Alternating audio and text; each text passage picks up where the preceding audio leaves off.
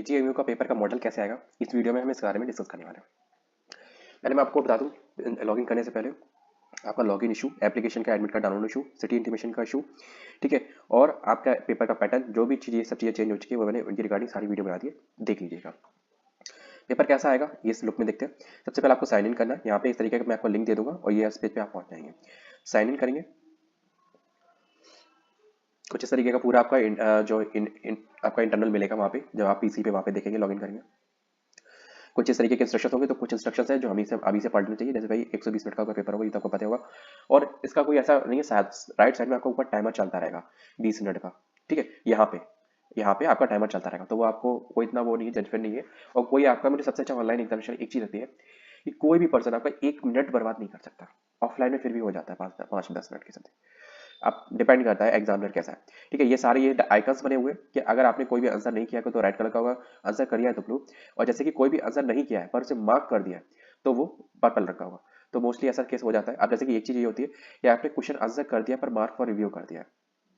एक चीज का ध्यान रखना, अगर आप ऐसा करते हो तो वो कंसिडरेशन होगा इवेलुएट के लिए, मतलब उसके लिए आपका चेक, अगर आपका पेपर है उसको करेक्ट नहीं किया, अगर जैसे फॉर एग्जांपल मान लेते हैं कि आपको ये लग रहा है कि डाउट में है और थोड़ी देर में आप करेंगे और उसमें आपको उसको चीज़ का करेक्ट नहीं किया, तो वो सबमिट हो जाएगा ऑटोमेटिक, और ऑटोमेटिक सबमिट होते हुए उसका इवैल्यूएशन के लिए चला जाएगा। मतलब अगर वो बाई मिस्टेक गलत हुआ तो आपके नेगेटिव मार्क हो जाएंगे। तो इस चीज़ का ध्यान रखिएगा, क्योंकि इसमें छोटी छोटी ऐसी गलतियां होती है जिसमें बच्चों के बहुत नंबर कट जाते हैं और फिर बाद में कहते हैं कि इतने नंबर कम कैसे हुए। तो ये आइकन का मार्क फॉर रिव्यू बहुत अच्छा आइकन है, ठीक है, बट अगर आप इसको सही से उपयोग कर पाए तो ये सब चीजें आप देख लीजिए। ये सारे इंस्ट्रक्शंस है, थोड़ा सा सबमिट है, सेव एंड नेक्स्ट या सबमिट करने का ज़्यादा दिमाग में लोड मत लीजिएगा, क्योंकि वो ऑटोमेटिक सबमिट होता चला जाएगा, आपके हाथ की वो नहीं है, एक टाइमर चल रहा है उसमें। अब जैसे मैं इसमें सब कुछ हो गया, मैं नेक्स्ट करता हूँ। आपको वहाँ पे भी एक ऑप्शन रहेगा कि आप आई हैव अंडरस्टूड, जब लॉग इन करने के लिए होंगे तब I am ready to begin for paper, sorry. अब जैसे कि मैंने आपको बताया था, आपका पेपर का जो पैटर्न है वो कुछ इस तरीके का होगा कि part A, part two, A2, B1, B2, B3। अब A1 A2 जो आपका वो नॉन टैग है, मतलब इसमें आपके, जैसे आप देखो क्वेश्चन देख सकते हो, इसमें देखो, यहाँ पे देखो किस तरीके का टाइमर चल रहा है, ठीक है। इसी तरीके का सेम आपका वहाँ पेपर में चलेगा टाइमर, ठीक है। तो इसके लिए परेशान होने की जरूरत नहीं है। इस तरीके का आपको ब्लॉक मिल गया, थोड़ा सा जैसे नहीं होता है कि आप किसी इंसान को पहले फोन पर वीडियो कॉल पे जान जाए, तो जब हम लाइव मिलते हैं तो थोड़ा सा कंपेटेबिलिटी होती है, तो इसलिए मैंने आपको ये दिखाया, ठीक है, ताकि आपको थोड़ा सा कंफर्टेबल हो जाएगा एग्जाम के रिगार्डिंग, ठीक है। नेक्स्ट हम बात करते हैं कि अब जैसे कि इस तरीके का आपका पेपर होगा। अब कैसे करना है वो भी मैं आपको बता दे रहा हूँ पूरा। जैसे कि for example, which organelle is called as a protein factor of the cell. अब प्रोटीन फैक्टर की फैक्ट्री सेल की कौन सी है, सॉरी थोड़ा सा साउंड हो सकता है डिस्टर्ब आपको। Mitochondria power house of the cell है, गोल्जी एपरेटस है, न्यूक्लियस है, ये प्रोटीन फैक्ट्री होगी, कौन सा होगा? आई हैव टू गो राइजोसोम्स, ठीक है। मे भी गलत हो सकता है, सही हो सकता है, जो भी हो सकता है। अब यहाँ पे आप देख सकते हो ये पांचों आइकन है, और यहाँ पे आप देख सकते हो राइट साइड पे, यहाँ पे नीचे आपको दिख रहा है, ठीक है। अब मैंने थोड़ा सा आपका नॉर्मल व्यू कर दिया, क्योंकि मैं एज्यूम कर रहा था कि ये मैं थोड़ा बड़ा बड़ा मुझे कुछ थोड़ा सा महसूस हो रहा है। जैसे कि अब मैं देख रहा हूँ 125%, 100%, 110% के आसपास कर दिया है। तो इस तरीके का आपका व्यू होगा, क्लियर कट होगा। तो यहाँ पे आपने सेलेक्ट कर दिया। अभी जैसे कि फॉर एग्जाम्पल मैं सेव एंड नेक्स्ट कर देता हूँ, तो ये हमारा ग्रीन आइकन हो गया। अब जैसे फॉर एग्जाम्पल इसी को ही मैं इस पे जाता हूँ, ठीक है, इसी पे आप यहाँ पे राइट साइड में जितने क्वेश्चन दिए गए, इस पर टैप कर सकते हो, जा सकते हो। तो यहाँ पे मैं मार्क फॉर रिव्यू कर देता हूँ, तो यहाँ पे ये वाला साइन आ गया, ये आंसर के लिए इवेल्युएट होगा। बट अगर फॉर एग्जाम्पल मैं अब जैसे कि ये नेक्स्ट वाला क्वेश्चन है, मैं इसको सोचता हूँ कि which what is the liquid reaction, a viral infection of white cells, disease in white cells, ठीक है, a react and non malignant malignant increase in white cells, ठीक है।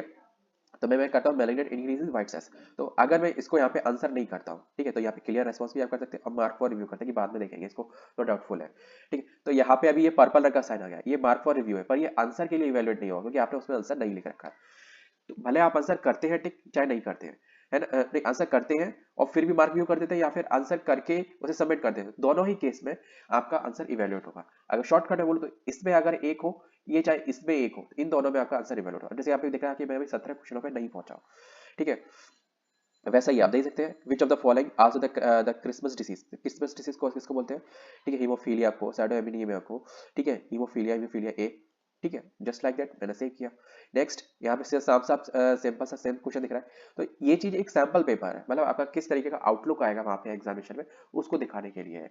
टाइमर आपका यहाँ पे चलेगा, नेगेट कितने एक रंग मिलेंगे, नेगेटिव मार्किंग ये होगी हमारी, ठीक है। तो ये चीज क्लियर कट हो गया। अब जैसे आप किसी भी क्वेश्चन पे पहुंच सकते हो आगे, ठीक है। अब क्वेश्चन आपको सेम मिलेंगे, वो चीज अलग बात है। अब जैसे कि फॉर एग्जांपल ये मेरा हो गया, save and next, save and next, save and next करके मैं फाइनल क्वेश्चन पे गया 20 पे, ठीक है, और सेव एंड नेक्स्ट कर दिया। तो अगर आप ये सोचें कि अब आपने 20 क्वेश्चन 20 कर लिए, ठीक है, तो 20 क्वेश्चन करने के बाद अगर आप ये सोचें कि आप अगले पार्ट में पहुंच जाए, ऐसा नहीं होगा।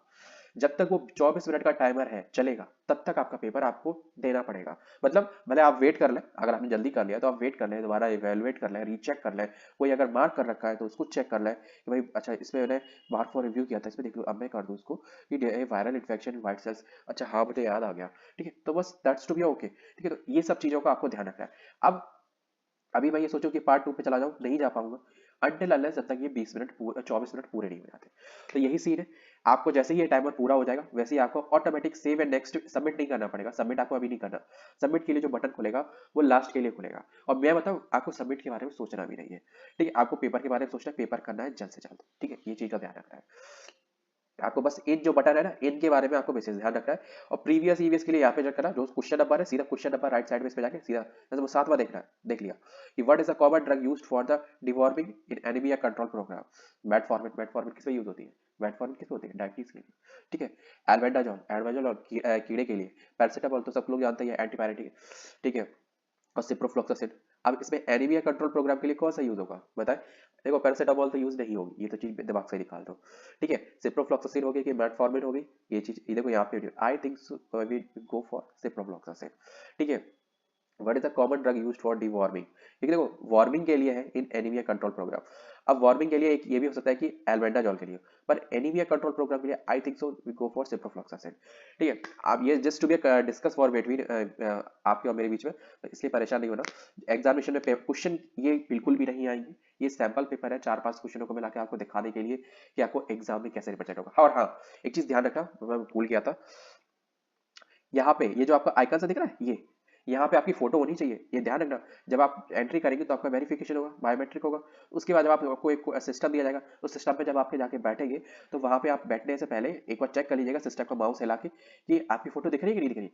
अगर इन द केस नहीं दिख रही है, जो आपको सीट दिया गया है उसी पे आप बैठे हुए हैं, वही सिस्टम बैठे हुए हैं, और फोटो नहीं दिख रही है, तो आपको जो इन्विजिलेटर है आपके रूम, आपको उसको जाकर बोलना है इस समय मेरी फोटो नहीं विजुअल हो रही है, वो जो बताए फिर उसके अकॉर्डिंग फॉलो अप करें। क्योंकि ऐसा हो जाता है टेक्निकल इशू के कारण, पता चले पेपर स्टार्ट हो गया और फिर आप अपनी सीट पे बैठे ही नहीं हो, ठीक है। फिर आप ये सोचो कि लॉग इन करके आप आ जाएगा, नहीं आएगा। वो तभी आ जाता है जब आपकी एंट्री होती है। वो एक तरीके से आपने अटेंडेंस लगा दी है अपनी चेयर में बैठने के लिए, ठीक है। तो वीडियो बस इतना ही। वीडियो इन्फॉर्मेटिव लगी तो वीडियो को लाइक और चैनल को सब्सक्राइब करें, और कुछ हेल्प हुई हो तो प्लीज़ दिल से कुछ अच्छे से कमेंट कर दीजिए। जय हिंद।